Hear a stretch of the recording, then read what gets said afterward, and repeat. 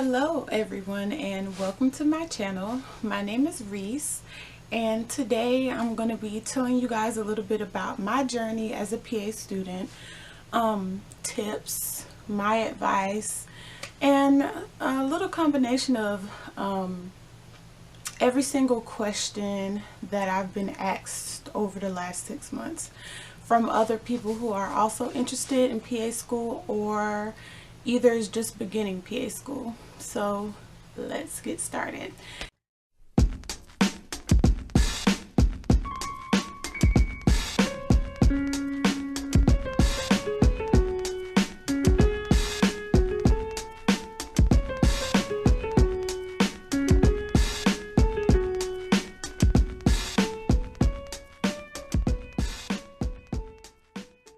A little bit about me. I am 23.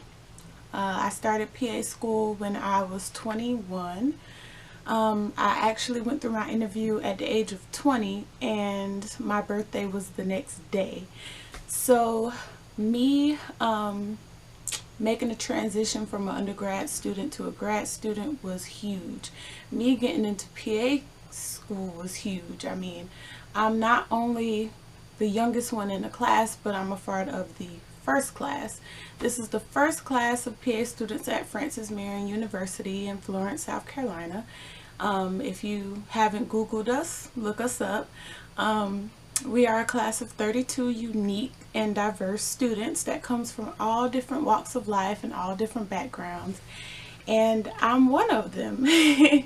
I did my undergrad at Coastal Carolina University, go Chants. And my bachelor's of science was in public health. So that's a little bit about me. My interest would be traveling, reading, shopping, of course. If only y'all could see the rest of my room, it's a mess right now. And I have a nonprofit called Black Girl Magic, or BGM as we like to put it, PD. We cover the whole PD area. We're just starting out, a year strong in South Carolina, and we promote sisterhood, service, mentorship, culture, and just excellence towards the Black community and anybody in need.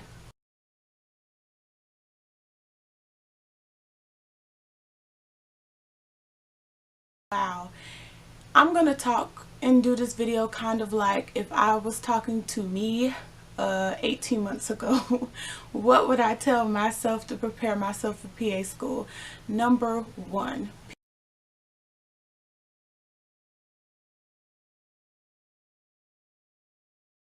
PA school is not undergraduate studies.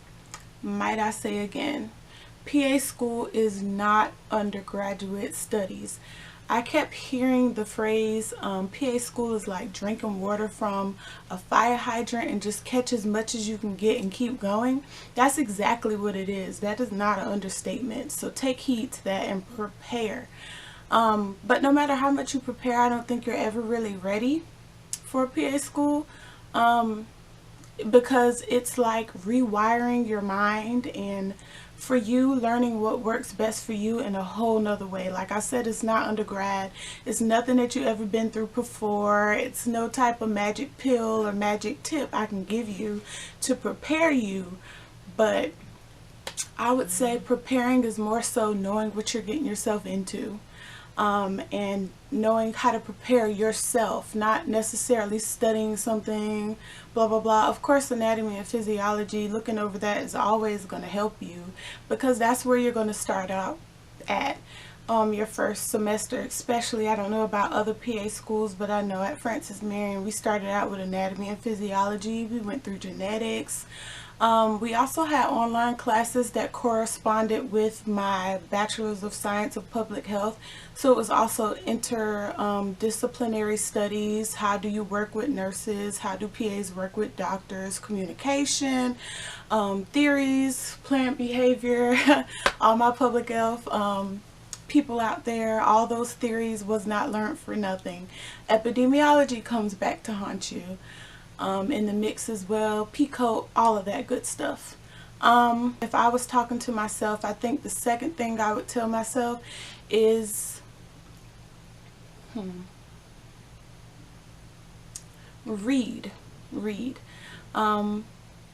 It's only but so much you can read as a human being. I mean, you can read, but in 24 hours you'd be surprised how quick it go by and you're on to the next day and you didn't get all your reading done. So I would say read even when you have downtime, but don't stress yourself out if you don't read at all, because things always seem to work out in the end. There's always a PowerPoint that our professors made for us that pretty much covered everything that was in the book that we were supposed to read. So it was like in a condensed form. I think that brings me to number 3.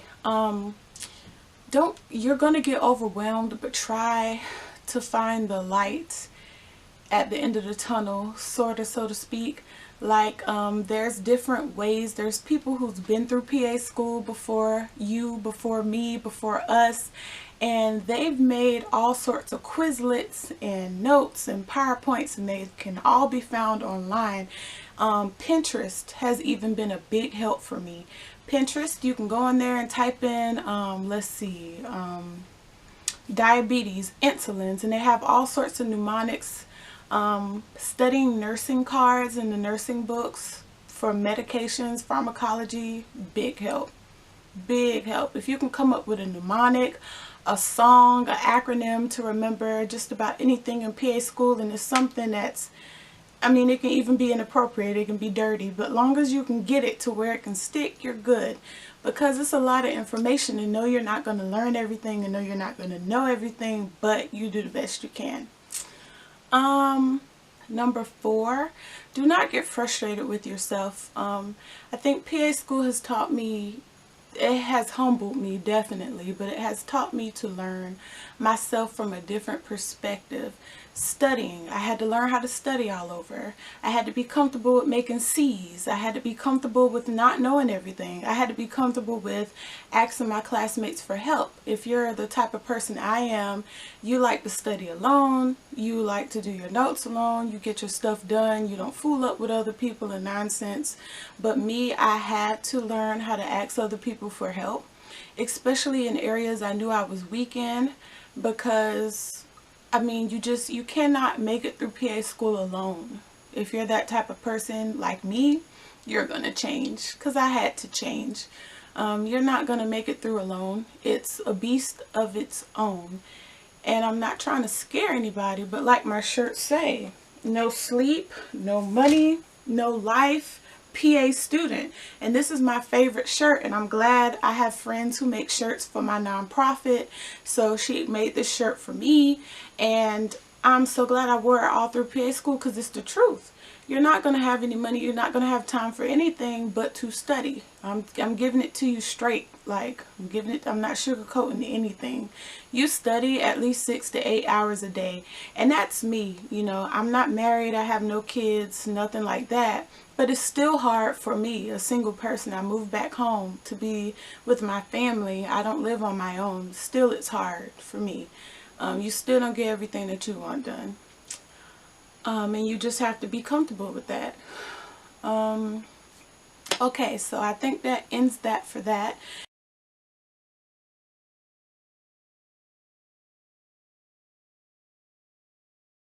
On to the books. I have some books in the background that help me through PA school. Well, I'm going to start with this one. For Anatomy and Physiology. This book will help you, not just, you know, a regular anatomy and physiology. I'm pretty sure y'all see it says clinical. Pathophysiology made ridiculously simple, and it's really simple. So you go through your anatomy and physiology the first semester. Second semester we started off with pathophysiology and the GI system, and if you know anything about pathophysiology, it just means diseases. What certain diseases can you get, like stomach ulcers or Crohn's disease or UC and stuff like that. And it's kind of a slap in the face if you never even thought about it, like, oh, we're just going to learn diseases, what's the symptoms? No, like, we went in detail. And some of our professors taught us like we were doctors, and even though we're one step under, I really appreciate that, because you need that detail to really get in and really dig deep. The second biggest book that you'll that you'll buy and you'll never regret in your life is pants. You will always use this book even after you graduate from PA school. Pants is life. It will help you. Aside from the required textbooks that they tell you to get in PA school, this simplifies it so much. When you don't get all the reading done, like I said earlier, and you're running behind and you're sleepy and you're tired and you have late nights, early mornings, you're going to have a lot of those. This book is everything. It goes by systems. It's system based, and it gives you every disease, a little bit of mechanisms of actions for pharmacology, basically what it is, what the symptoms is, and how do you treat it. And then it gives you little charts, sometimes little pictures and stuff to help you remember it. So there's an updated version of this book. I brought this used and I brought the old version. The updated version is white, but it has all of the same content in it. So either way, I don't think you can go wrong. Correct me if I'm wrong down in the comments, but either way, I don't think you can go wrong buying this book. It's done me good. Next, you have clinical procedures. This was actually one of our required textbooks.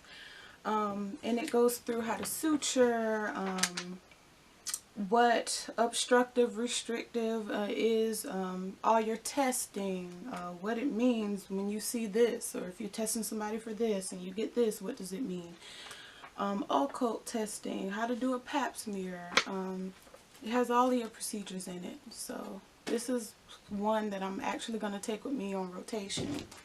Which brings me to my midpoint in my video, is to tell you exactly where I am in PA school. I'm going into my second year, so to speak. I have completed 18 months of PA school, so I have finally completed didactic year. Thank you, Jesus, hallelujah.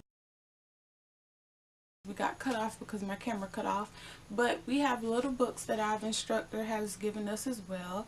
I also, if you have a Ross, so if you're familiar with Burlington Coat Factory, they sell these little journals with little catchy sayings on the front. Keep a journal with you, not only to take notes and write down like questions that your preceptor is going to ask you, but to also journal how your rotations are going. So you have a book, a notebook to look back on and read after you're done, and you can be able to share your experiences and your knowledge to other people. Even after you graduate from PA school, I think it's important to go back into the community and reach out to other people that want to do, and it's trying to make it to where you are. So that's the whole point of this video for me. But anyway, what else? So like I was saying, I do family practice first, internal medicine second. Family practice, I mean, sinusitis, common colds, diabetes, COPD, certain things that I'm going to see. I might even see a little bit of peas. I'm going to see a little bit of everything. And I've only had 2 or 3 weeks off. And there's no way I can go back over everything that I've learned in the last 18 months. It's just not going to happen. I have read this book right here. Actually, I'm going to get to this book in a minute. But I've been reading this book. It is life. I'm not recommending, you have to buy books. They have one for every single rotation that you're probably going to go on. If you're to that point, if you're not, this is just future knowledge. But this books give you case scenarios, have you think about how you would answer. And then you flip the page and it goes through everything that you should have answered and, everything you should have said. It gets you prepared for all the things that you're most likely to see in family practice. And I'm taking that with me, definitely.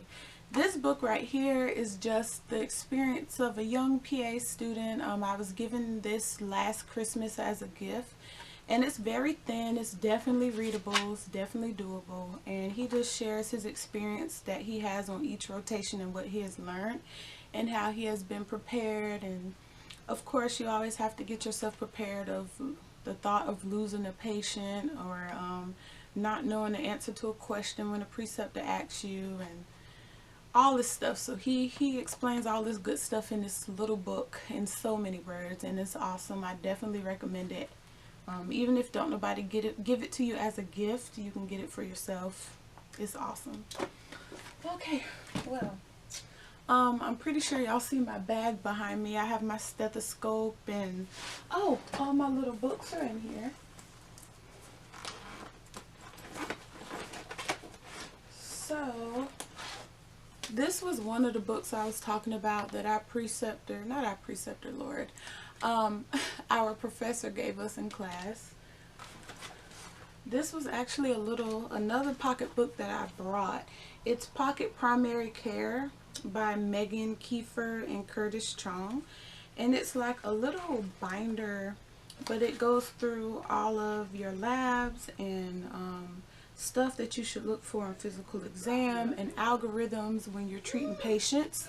And also, I also have this book right here called Frances Marion. It's a manual for us that our director gave to us. And you might have seen on Amazon the little history and physical books. That's basically what this is. And it has our picture at the front of our class when we got our white coats and everything like that. Which we got our white coats December the 1st, by the way. And I could go on and on and on, and I'm pretty sure I've been talking up a storm for the last couple of minutes. So what I'm going to do is I'm going to allow you guys to put in your comments what you want me to make videos about, what you want me to speak about. And I will get back to you in due time, because you know clinicals are coming up. But let me know what you want to know, and I will do my best to deliver. As always, thank you for visiting my channel. Click the subscribe button, and we will be in touch. See you soon.